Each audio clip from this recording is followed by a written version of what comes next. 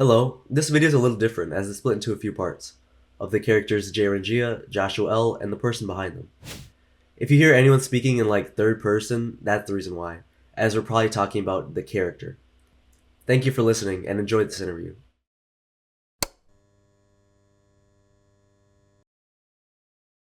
Who is JReenjia?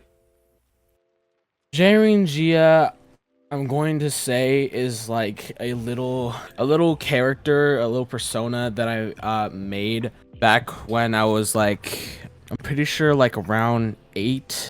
Oh yeah. This little character, I wanted to have my own character because I was really into like art and stuff, and I didn't really want to stick with my original character because it looked bland, it looked boring. So I decided to make the character myself and try to make him look extremely different than the others. And he looked normal, but the only thing that was like missing from it was the X eyes and the smile. So I decided to add that. Then JReenjia came to life. But JReenjia as a whole character, he's like a murderous psychopath, but he still has some feelings and stuff for like people. Like depends who they are. Yeah, but JReenjia is just basically a character that likes to show his feelings. Why did you pick the name JReenjia? I'm gonna be honest. I didn't really pick it myself. It was my old manager. I fucking hate him now. But so a little bit of backstory. Basically, on Discord, I was on a server and I wanted to find some beats to make some music. Like back then, I was into like corpse and stuff, so I was looking for some beats that sounded like that.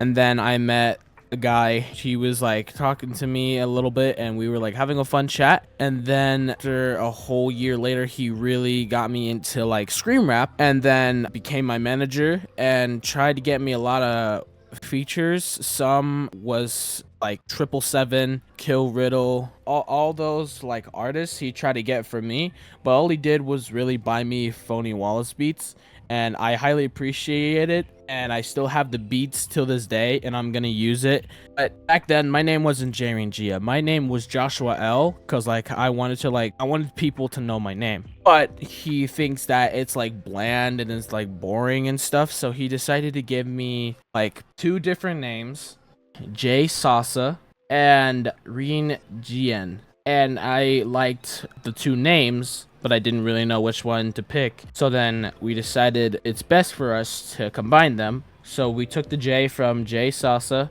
put it there in front of the Reem G, and then we took the A from Sasa and then put it where the very end is at, and then boom, JReenjia's name became to life.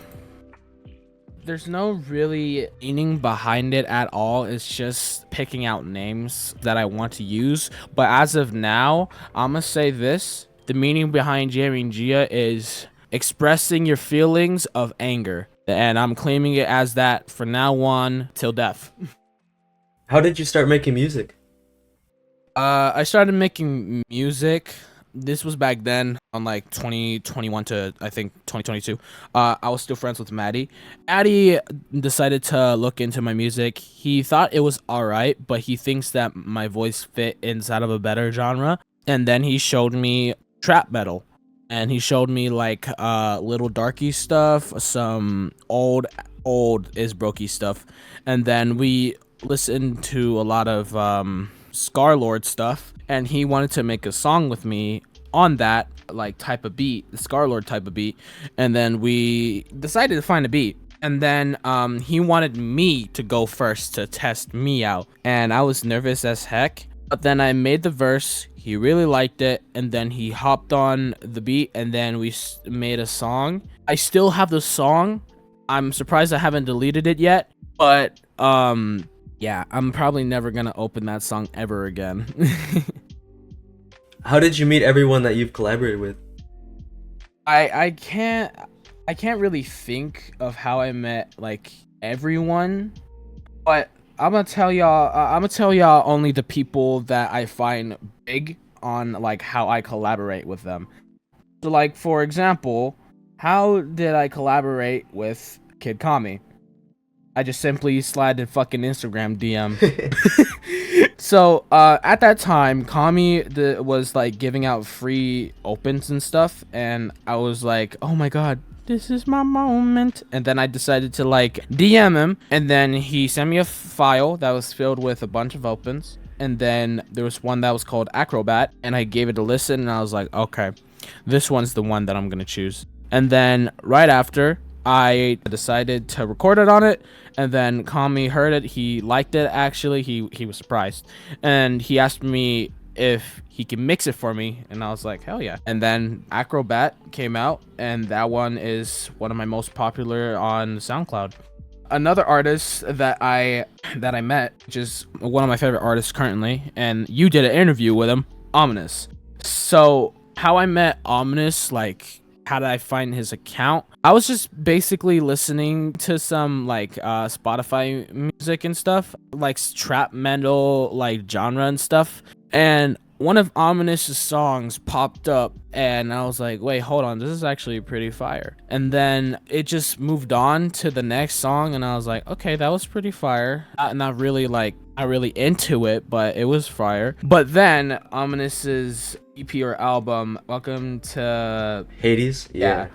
Welcome to Hades. There was like a lot of hype on it on like Instagram when it like dropped, and I looked into it. I was like, okay, there's people reposting the EP, so I decided to look into it, and that's when I started becoming a pretty big fan of Ominous. And one day I figured out that Ominous was selling features for around 50 bucks, and I was like, damn, I wanna get this feature. And I was talking inside of this group chat. I'm not gonna name it, nor the person that helped me get the feature, because I don't like them, but we're just gonna call her by It. So It decided to be like, hey, how much does the Ominous feature cost? And I said, it only costs like 50 bucks, but I ain't got that money. And It decided to ask me for my Cash App. I sent it to them, and she sent me 50 bucks, and I was like happy, and I DM'd Ominous for like a feature, and I got one of my personal producers that is also a pretty good fan of Ominous. I had them produce a Ominous type beat for me, and I was gonna surprise them with Ominous being on the feature because they like Ominous like me.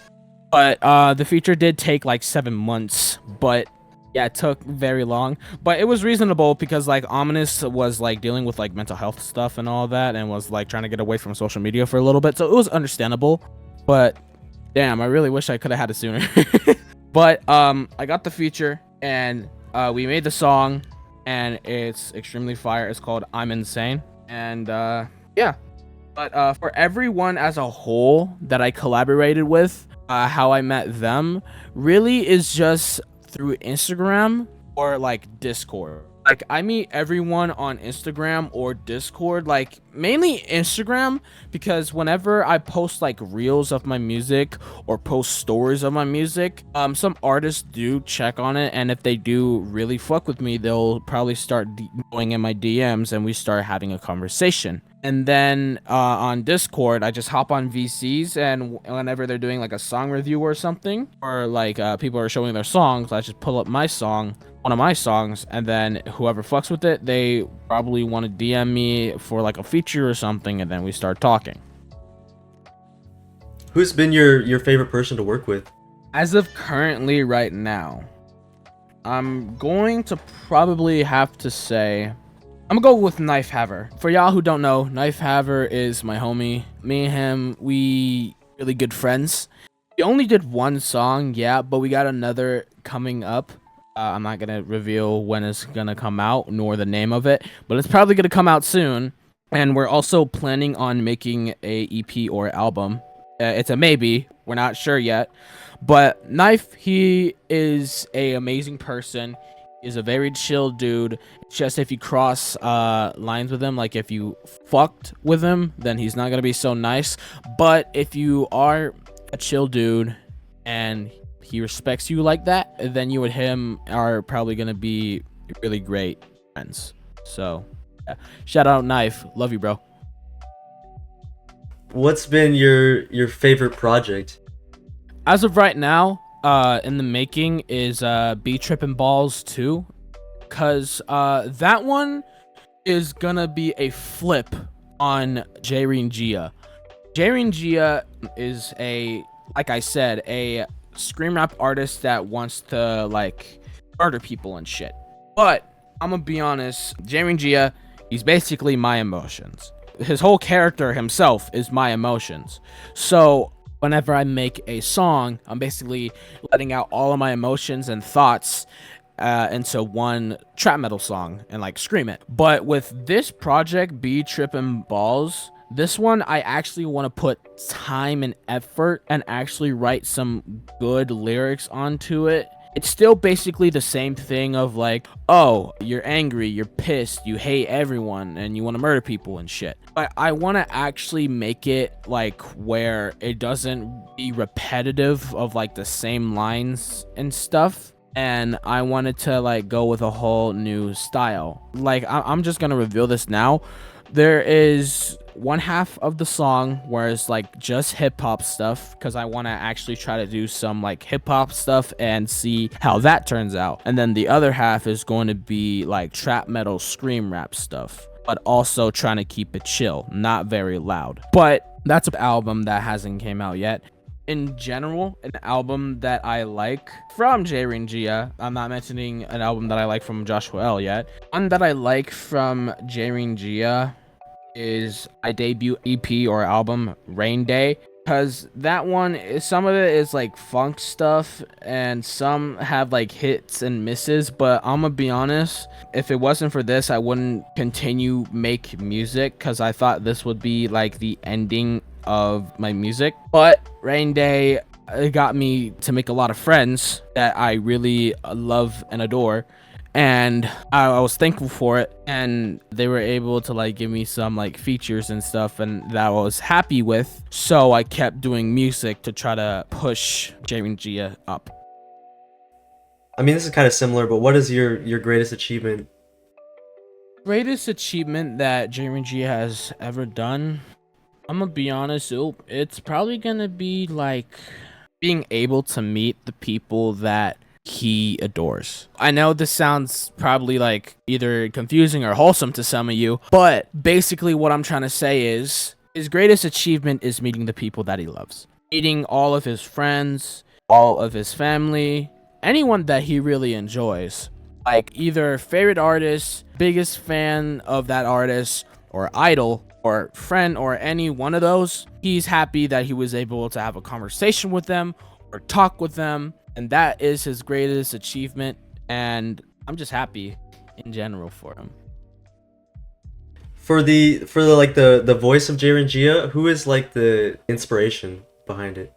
The inspiration on it, there was like so many people comparing like JReenjia to different things because of his voice, like Darky, Zilla, Kami, who sometimes is Roki, sometimes Kid Kami. But really the main inspiration from JReenjia is like a mixture of like me, obviously, but it's also a mixture of Roki, because Roki is my idol, fucking lover, and Ominous, and I say Scarlord. I say those are the three main people that I really like to like mix together to make the JReenjia voice. But if I were to add an add-on, it would probably be Little Darky as well. Might as well throw him in there. I think that's all of the ones I have for JReenjia. So for JoshuaL, who is JoshuaL? JoshuaL is basically me, myself, and I, but with a little bit of a twist behind it. It's not really like fully me. It's just another emotion. So like JReenjia, he's a murderous, angry son of a bitch that likes to swear a lot and talk about money, sex, and drugs and all of that. But on the other hand, JoshuaL is another emotion of depression, sadness, and sometimes happiness, but that rarely comes out. JoshuaL, like I said, that name used to be my old name before JReenjia, but JoshuaL has developed a new new way to music, which is playing the ukulele and listening to like a lot of like lo-fi stuff, I guess, and depressing stuff. And behind him, there is some life events that he has dealt with, I have dealt with, and it really sucked whenever I had to deal with it. And sometimes JoshuaL starts to like kick in and starts writing a song about that just to express his feelings on that whole situation. What songs would you say are more have a story behind them for JoshuaL? The really big main ones that I really have to say has a lot of story behind like JoshuaL and stuff. It is going to have to be like there's a lot of songs that have stories, but the main ones is Staring at You, Puppet, and then we got Someone Else, and then my personal favorite one, Our Last Goodbye. Who's like the inspiration, just in terms of the voice of JoshuaL? JoshuaL's inspiration, when he first started listening to music, he was really getting into some like Boy with Uke, because back then he was big. But then later on, JoshuaL decided to listen to some other music just to see like, oh, let's see what other people make. And then when he started listening to more music, he started listening to some Little Revive, some Cave Town, Jake, Joji, and his main one that he really loves, that is basically his whole inspiration now, David D4VD. But as of recently, he listened to another artist that he really likes, Paris the Prince. It's basically like D4VD, but sticking with like the sad stuff and like storytelling and stuff. This was kind of your question, but how is life behind your songs? Yeah, I suggested this question because I want to share with like people like how I really feel behind like music and stuff, especially for the people that like care about me behind music and stuff and like my personality and stuff. Life as of right now has been pretty alright. It's been ill, but there has been a lot of like ups and downs and some recent events that really sucked ass. But I'm not gonna go way too personal about it. But as of right now, everything has been like sorted out and everything is now better. And I'm glad that it is. And music as a whole really helps me get through with all the negative stuff that has been going on. Like mainly whenever like negative stuff happens, I listen to all the people that I probably suggested that JoshuaL gets his inspiration from. And that really is kind of like a coping mechanism to like help me feel better. Either that or talk to my friends or family. And I'm glad that I do that because whenever I do that, I either forget about the situation and feel a little bit better, or I just feel better as a whole. So, yeah. I mean, I've heard it from other people, but is making music either as JReenjia or JoshuaL, is it sort of a coping mechanism? Like, does it work that way or no? Yes, it does. So basically, like I said, JReenjia, JoshuaL, they are two emotions that I have, that I sometimes mainly have, that I've dealt with. And JReenjia, he's basically my angry emotion, and JoshuaL, he is my sad emotion. So whenever I write music and record as JReenjia and just let everything out, I just feel so much better when it's done. And whenever it's JoshuaL, whenever I finish recording, I just sometimes, I'm gonna be honest, sometimes I do break down a little bit, but I do use my other coping mechanism, music or chat with friends, to feel better, and it works. And yeah, basically those two really do help me, like making music really does help me cope with my feelings. It really does help me like express how I feel to like the world, I guess. And sometimes I think if I release music that express how I feel, And maybe I could get an audience that also gets those expressions themselves, like anger and sadness. Yeah, that's about all I had for JReenjia JoshuaL. So then, questions just for you personally. What's like your next project? Next project that I'm going to be doing is obviously going to be Trippin' Balls 2. But another project that I'm going to be working on pretty soon is JReenjia X Phony Wallace. That is finally going to be happening after the whole Maddie situation. And I'm glad, and I'm having my best friend draw the cover art, and I'm excited for it. And I'm getting some artists that I think is good, and I also got Tramster inside there. So there's only one feature that you guys get for now. But that's for JReenjia. JoshuaL, there isn't really like future projects with him like right now, but I'm gonna be 100% sure that it's probably gonna happen pretty soon, and it's probably gonna be better than the last. Do you have any like advice for other artists? I'm gonna just be honest. The best advice that I could give is just be yourself in your music. If you want to express how you feel on your music, then go ahead, just do that. Just don't try to bullshit it and like act like this person, but don't feel like it. Like say that, oh, your music is depressed, and you're not actually depressed. You're actually like, if you like fake depression and stuff, and you make depressing music just to quote unquote show how you feel, then you could go fuck off, because it probably don't make sense how I'm gonna say it, but people do want to feel how they like listen to music. Basically what I'm trying to get at with this is that people want to feel the same feeling whenever they listen to this artist. Like say they feel angry, they listen to trap metal. Say they feel sad, they listen to some weird funky emo shit. Say that they're happy, they listen to some I don't know, fucking Holly Jolly Christmas or something.